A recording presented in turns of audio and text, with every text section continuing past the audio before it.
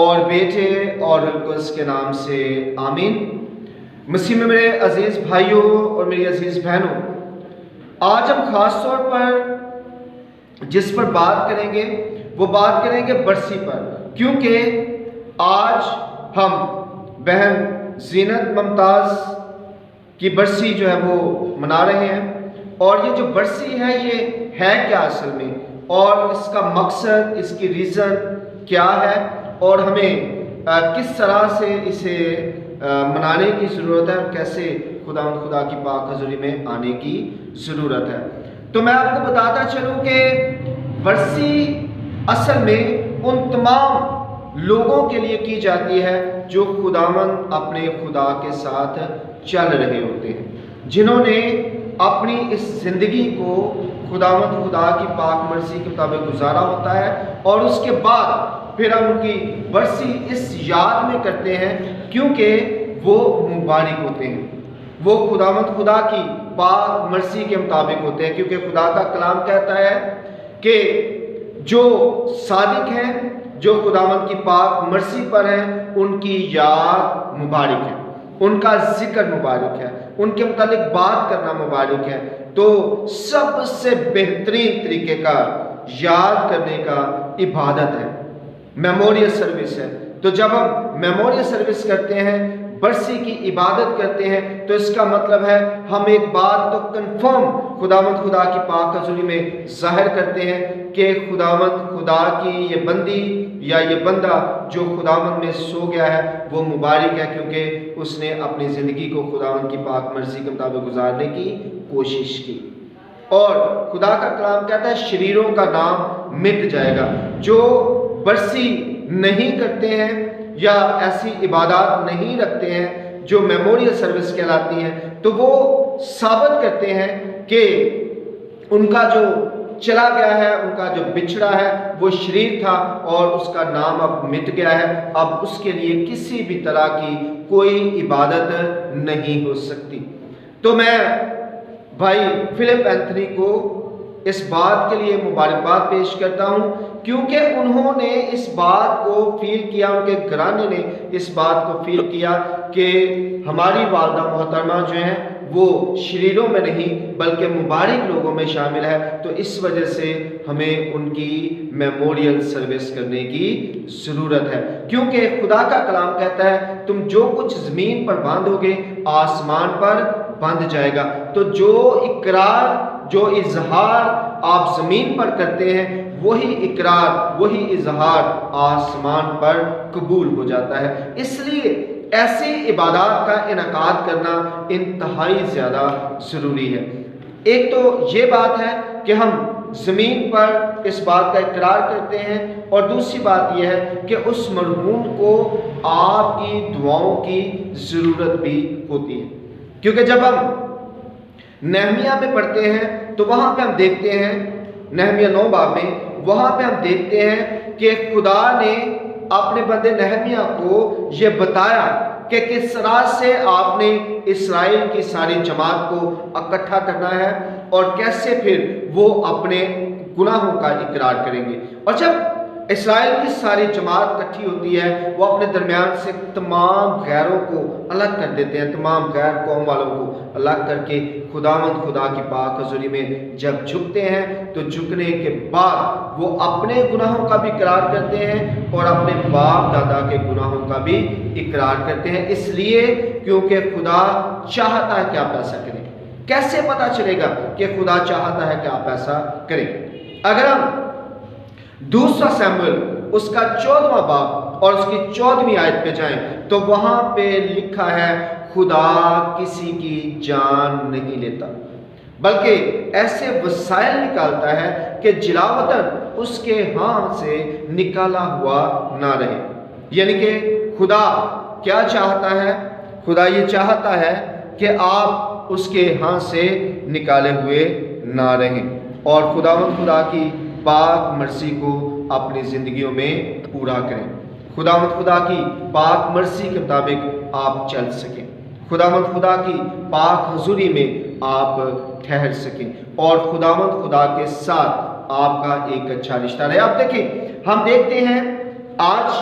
کہ خدا کا کلام ہمیں یہ بتا رہا ہے کہ ہم جلا وطن ہیں، یہ وطن ہمارا دیس نہیں ہے۔ پولس بھی اس متعلق ہمیں بتاتے ہیں کہ یہ جو وطن ہے جس میں آپ رہ رہے ہیں یہ آپ کا اپنا وطن نہیں ہے، بلکہ جب خیمہ کا گھر گرایا جائے گا تو آپ آسمان پر ایک ابدی مکان حاصل کریں گے، ایسا مکان جو ہاتھ سے بنا ہوا نہیں ہے۔ یعنی کہ یہ جو دنیا ہے یہ ہماری دنیا نہیں ہے، ہم یہاں پہ جلاوطن آئے ہیں، ہم یہاں پہ آئے ہیں ایک پریکٹس کی جگہ پہ، بالکل اسی طرح سے کہ جیسے ہم پہلے باغ عدن میں رہا کرتے تھے، اور جب ہم باغ عدن میں رہا کرتے تھے تو وہاں پہ آپ ذرا دیکھیں کہ سب کچھ نارمل تھا، سب چیزیں بہترین تھیں۔ تو پھر کیا ہوا؟ اس کے بعد یہ ہوا کہ ہمیں وہاں سے نکلنا پڑا، اور جب ہم وہاں سے نکلے تو اب ہمیں بالکل اسی طرح سے اب جنت میں دوبارہ داخل ہونا ہے، فردوس میں دوبارہ داخل ہونا ہے، خداوند کے ساتھ دوبارہ شامل ہونا ہے، خدا کے لوگوں میں دوبارہ سے شامل ہونا ہے۔ تو یہ ساری بات میں آپ ذرا دیکھیں تو یہ جو جگہ ہے یہ ہے پریکٹس کی جگہ۔ میں عام طور پر لوگوں کو سمجھانے کے لیے ایک اگزامپل دیتا ہوں کہ آپ اگر فوج میں داخل ہونا چاہتے ہیں، آپ کوئی فوجی بننا چاہتے ہیں، آپ یا لیفٹیننٹ بننا چاہتے ہیں، یا کچھ بھی آپ اس میں جانا چاہتے ہیں، تو کیا ہوتا ہے؟ پہلے آپ کی ہوتی ہے ٹریننگ۔ جب آپ کی ٹریننگ ہو رہی ہوتی ہے اس دوران میں اگر آپ ٹریننگ میں کامیاب نہیں ہوتے تو آپ کو داخلہ نہیں ملتا، لیکن آپ کے پاس سیکنڈ چانس ہوتا ہے، تھرڈ چانس ہوتا ہے جس میں آپ دوبارہ اپلائی کر سکتے ہیں، وہ بھی اس صورت میں اگر آپ نے کوئی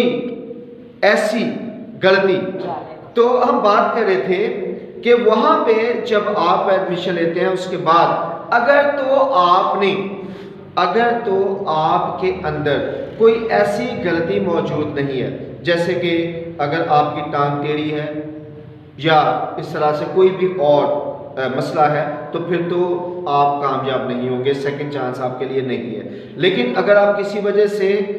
ناکام ہو جاتے ہیں تو سیکنڈ چانس آپ کے پاس موجود ہوتا ہے۔ ایسے ہی خدا کے جو رولز ہیں، جو اصول ہیں، وہ اصول اسی طرح سے چلتے ہیں۔ خدا نے حکمت دی ہے لوگوں کو کہ وہ اپنے جو اصول اور قوانین بنا رہے ہیں وہ خدا کی پاک مرضی کے مطابق ہی بنا رہے ہوتے ہیں۔ بے شک ہمیں سمجھ بڑی دیر بعد آتی ہے یا کئی دفعہ آ ہی نہیں پاتی ہے۔ تو خدا نے بھی ایسا ہی قانون بنایا۔ خدا نے کہا کہ انسان کا ہر گناہ اس سے معاف ہوگا، اس زمانے میں بھی اور آنے والے میں بھی۔ تاہم کون سا نہیں معاف ہوگا؟ روح کے خلاف جو گناہ ہوگا وہ معاف نہیں ہوگا۔ یعنی کہ وہ تمام کے تمام گناہ جو آپ حقیقی معنوں میں اس طرح سے کرتے ہیں جس سے روح آلودہ ہوتی ہے، مثال کے طور پر یہ وہ والے گناہ ہیں جیسے آپ انبیاء کی گستاخی کرتے ہیں، کسی نبی کو کچھ الٹا سیدھا کہہ دیتے ہیں، یا اس کے علاوہ آپ غیر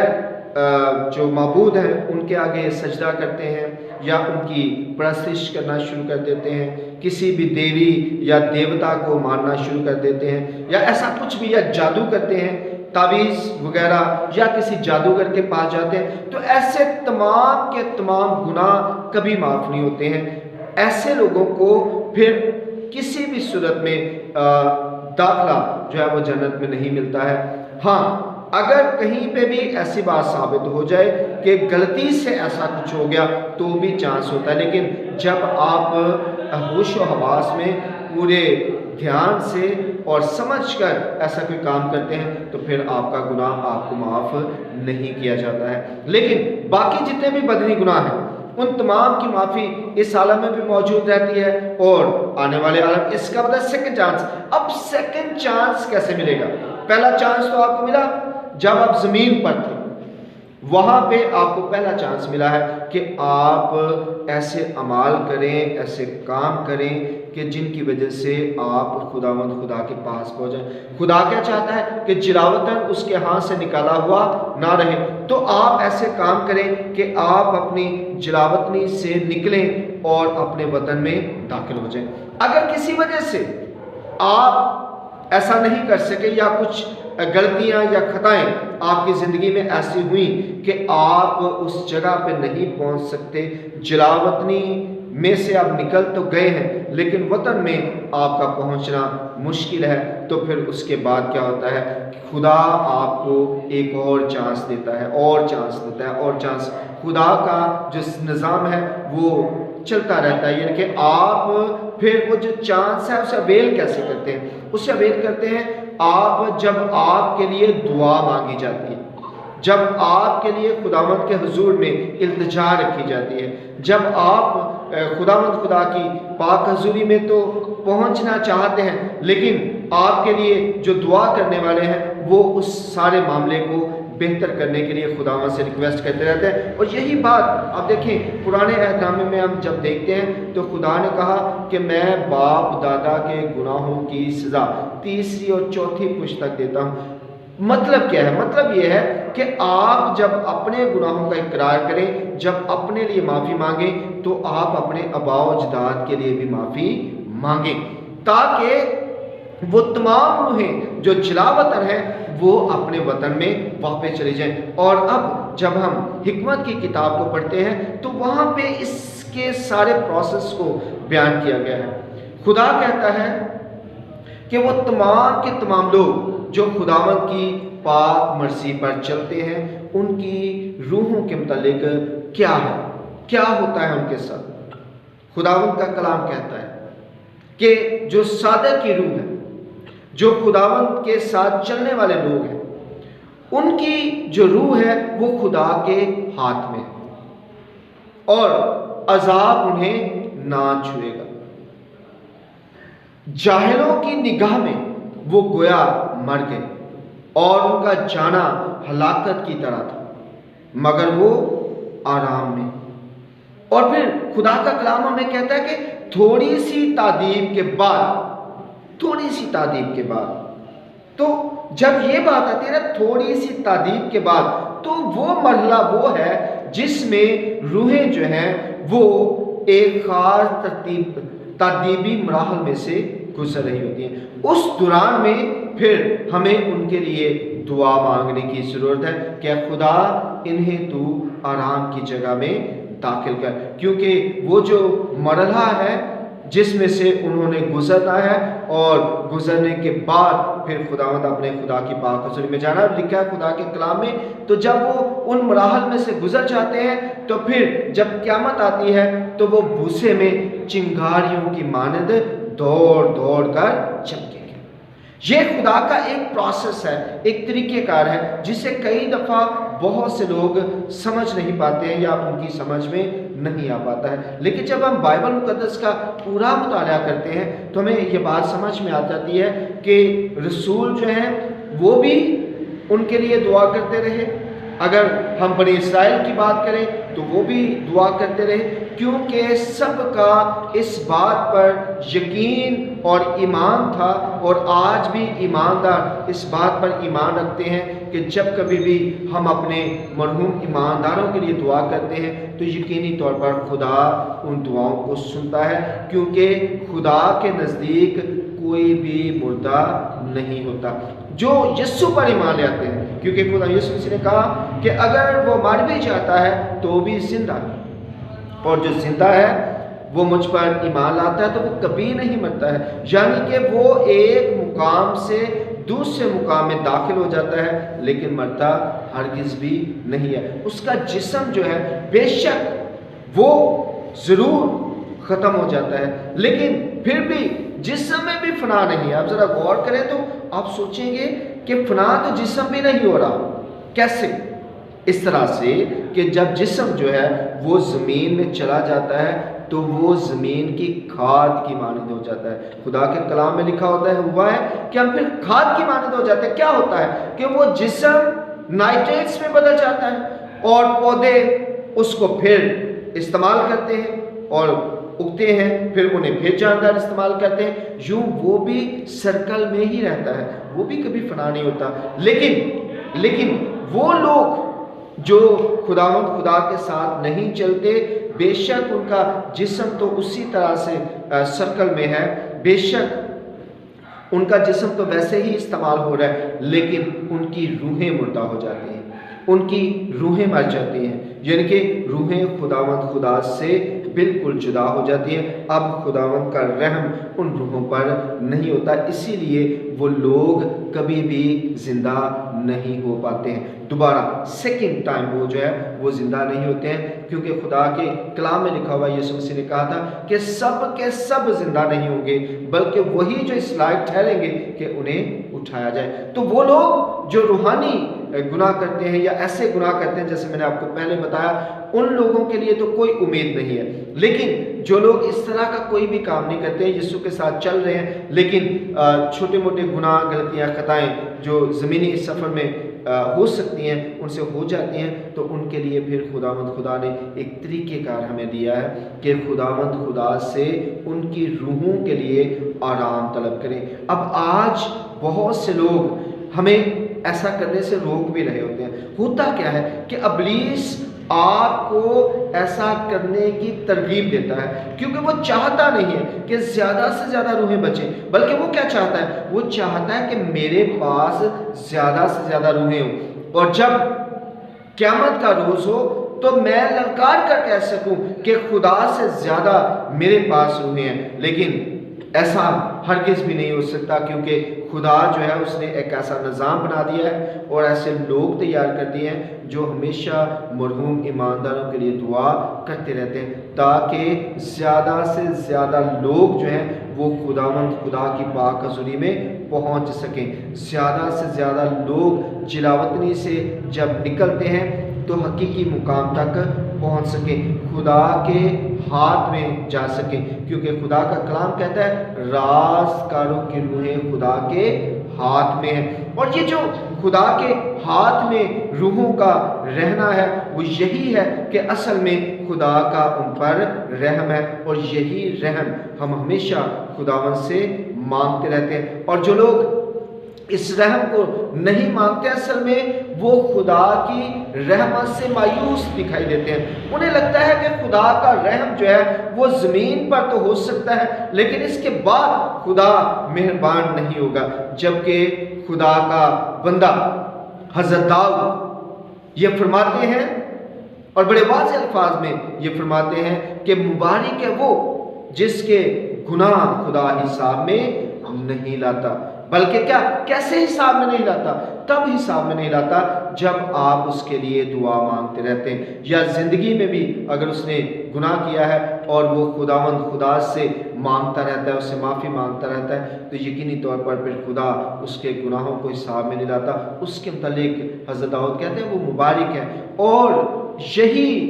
طریقہ کار ہمیں ہمیشہ اپنانے کی ضرورت ہے تاکہ وہ لوگ مبارک ٹھہریں اور خدا ان کے گناہوں کا حساب نہ رکھے، بلکہ ان کے گناہوں کو معاف کر دے، کیونکہ خدا جس کو چاہے معاف کر سکتا ہے۔ اس کے لیے کوئی لمٹ نہیں ہے، اس کے لیے کوئی طریقہ نہیں ہے، بلکہ اس کی مرضی ہے، کیونکہ ہم سب اس کے ہیں، تو جب اس کے ہیں تو اس کی مرضی چلے گی، نہ کہ ہماری مرضی چلے گی۔ جیسے کہ ایک ڈاکو جو ہے وہ اقرار کرتا ہے تو خدا یسوع مسیح اسے کہتا ہے تو آج ہی میرے ساتھ فردوس میں ہوگا۔ اس کے تمام گناہ معاف کرنے کی قدرت خدا رکھتا ہے، وہ جسے چاہے جب چاہے اسے معاف کر سکتا ہے، وہ چاہے اس دنیا میں معاف کرے، وہ چاہے آنے والے عالم میں معاف کرے، لیکن وہ معاف کرنے کی قدرت رکھتا ہے۔ معاف کرنے کی قدرت زمین تک محدود نہیں ہو سکتی۔ جب ہم معاف کرنے کی قدرت کو زمین تک محدود کر دیتے ہیں تو اس کا مطلب ہے ہم نے لامحدود خدا کو محدود کر دیا۔ ہم نے کہا کہ وہ تو محدود ہے،